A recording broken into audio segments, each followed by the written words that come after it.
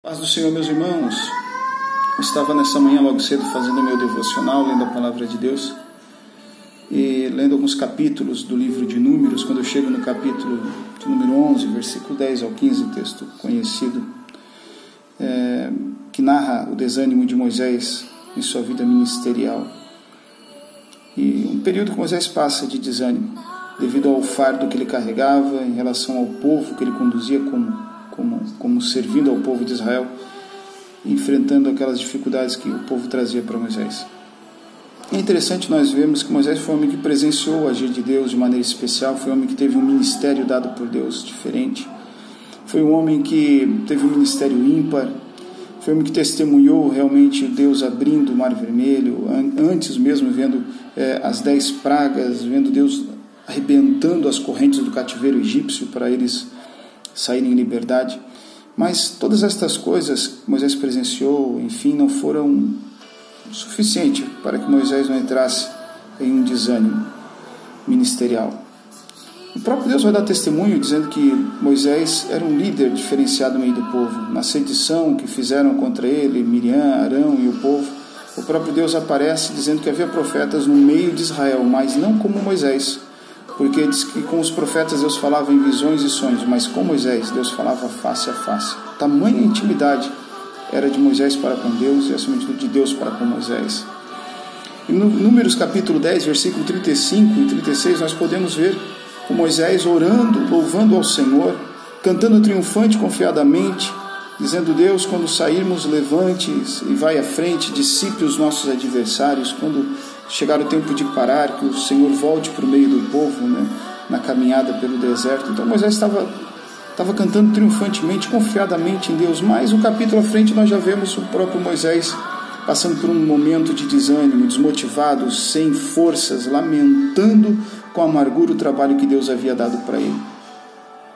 O maior desafio, sem sombra de dúvida, para o servo de Deus, para aquele que está à frente de um trabalho ou que está na obra do Senhor, é não perder a perspectiva, a esperança correta, é não desviar os seus olhos do Senhor e voltando-se para si mesmo esse olhar. Foi o que aconteceu com Moisés. Momentos como estes não são raros em nossas vidas. Momentos de fraquezas vêm para a nossa vida ministerial, e foi justamente o que aconteceu com Moisés. É triste ver um homem de Deus, assim como Moisés, pedir ao Senhor que tire sua própria vida. Quantos talvez já não tenham pedido isso, já não tenham passado por uma situação como essa? Moisés passou. Então não é um momento, não é uma situação ímpar na vida de um homem e de uma mulher. Se o próprio Moisés passou com todas as experiências que teve, nós também somos sujeitos a passar por todas estas coisas.